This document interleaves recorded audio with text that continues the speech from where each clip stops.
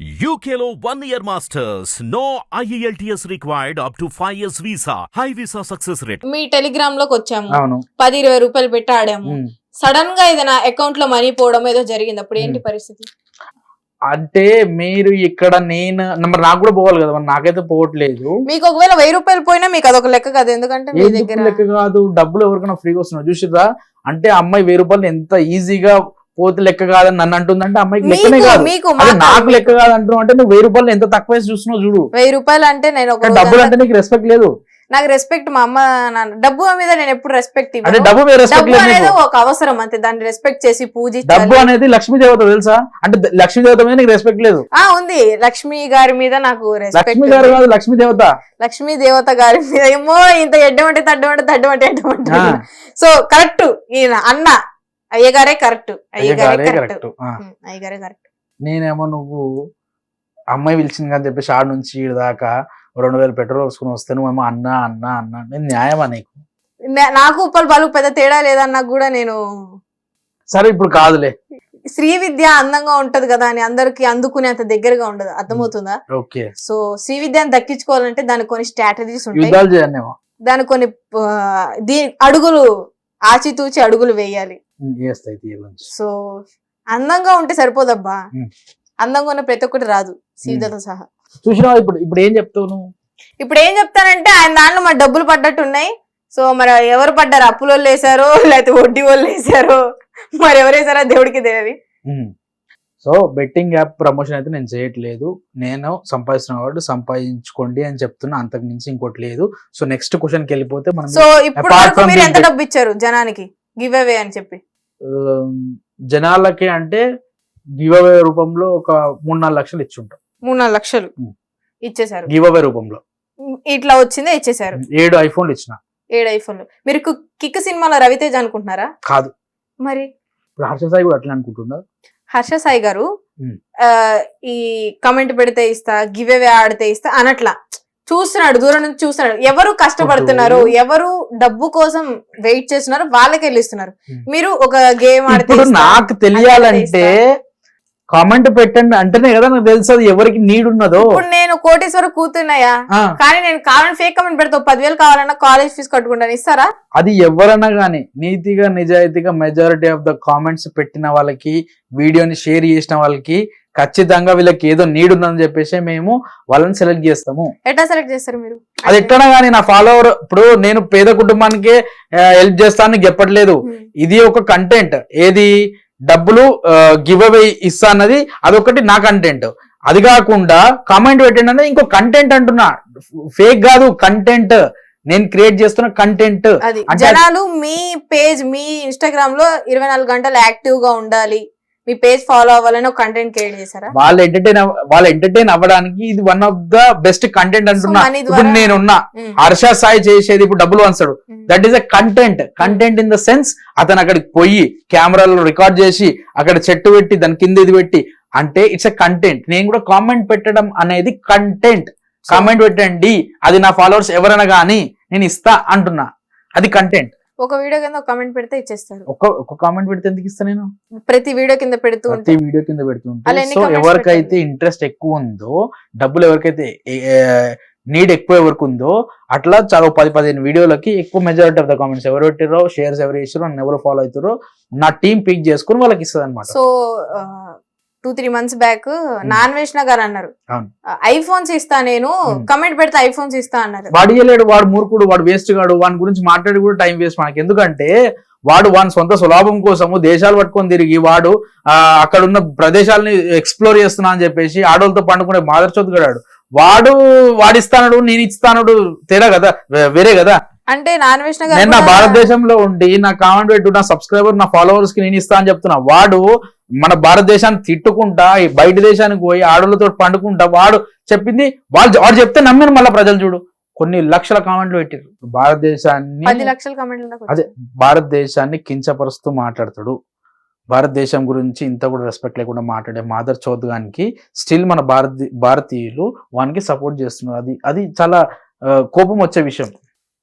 నేను అదే అడిగాను మిమ్మల్ని ఇందాక. ఉమ్. ఒక కంటెంట్ క్రియేట్ చేయడం రాని వాళ్ళని కూడా జనాలు సపోర్ట్ చేసినప్పుడు మీకు ఎట్లా అనిపిస్తది అని అన్నా. నేను అదే నువ్వు యూట్యూబ్ గురించి అడిగినావు, ఉమ్. కంటెంట్ లేని వాళ్ళని. నేను ఇక్కడ కంటెంట్ గురించి మాట్లాడట్లేదు. ఉమ్. వాడు భారతదేశాన్ని తిడుతూ వీడియోలు చేస్తాడు, అది నాకు సో నచ్చట్లేదు. మీరు ఎప్పుడు ఆయన ట్రోల్ చేయడం కానీ ఓ మస్తుగా చేసిన బాడకు అని. మీరు అప్పుడు విజ్జు గౌడ్ గారు కూడా ఆన్లైన్ లో మాట్లాడారు కదా అవును, అప్పుడు మాకు కాంట్రవర్సీ చాలా ఎక్కువ అయిపోయింది. లైవ్ వీడియో కాల్లో వాడు నేను ఆపోజిట్ లో నేను విజ్జుగౌడు అటు సైడ్ నాన్ వెజ్ నాడు ఇంకా వేరే వేరే ఛానల్స్ మాట్లాడుతున్నప్పుడు మనకు కుక్క దెంగులు దిగిన. ఎందుకు అట్లా ఆయన అంటే ఒక మనిషి ఇప్పుడు ఇప్పుడు నువ్వు దేశంలో ఉంటున్నావు కాబట్టి నీకు బాధ్యత అనేది ఉండాలా, ఆ రెస్పాన్సిబిలిటీ అనేది ఉండాలా. భారతదేశం గురించి నువ్వు పొగడకు కానీ కించపరచకు.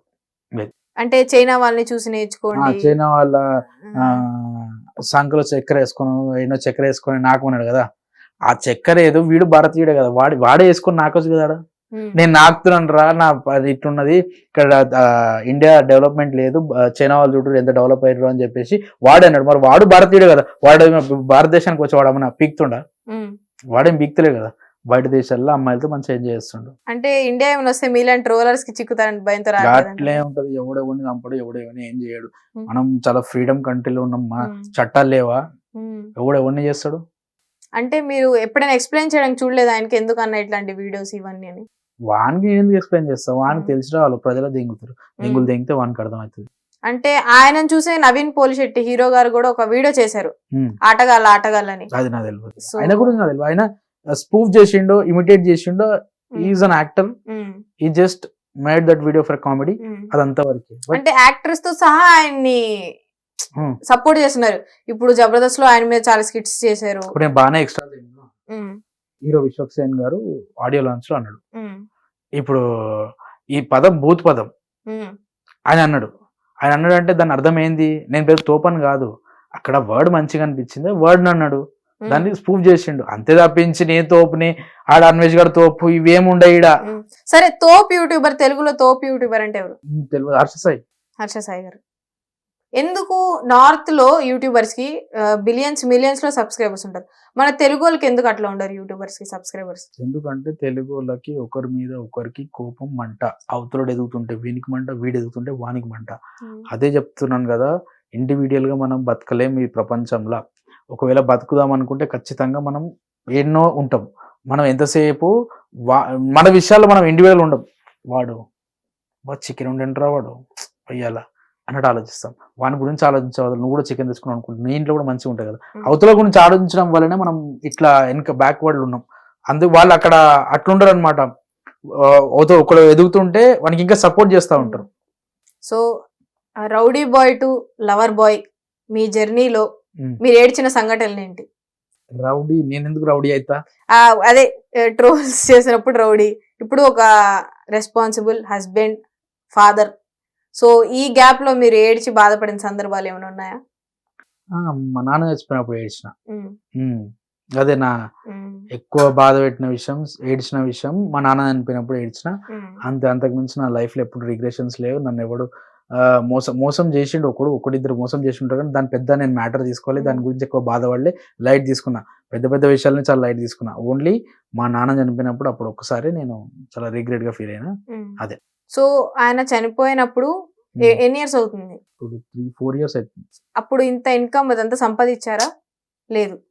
సో ఆయన తండ్రి అన్నాక అంటారు కదా, ఎప్పటికైనా ఎదుగుతావురా, నేను చూడాలి ఎదుగుదల అవన్నీ.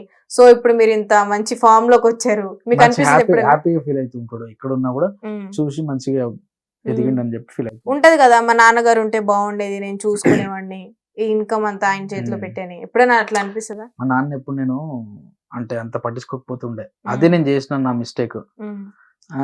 మా డాడీ ఒకసారి లేడు అన్న విషయం తెలిసిన తర్వాత చాలా గట్టిగా, అసలు ఎవరు చెప్పుకోవడం అర్థం కాకుండా అంత ఫీల్ అయిన రోజు అది.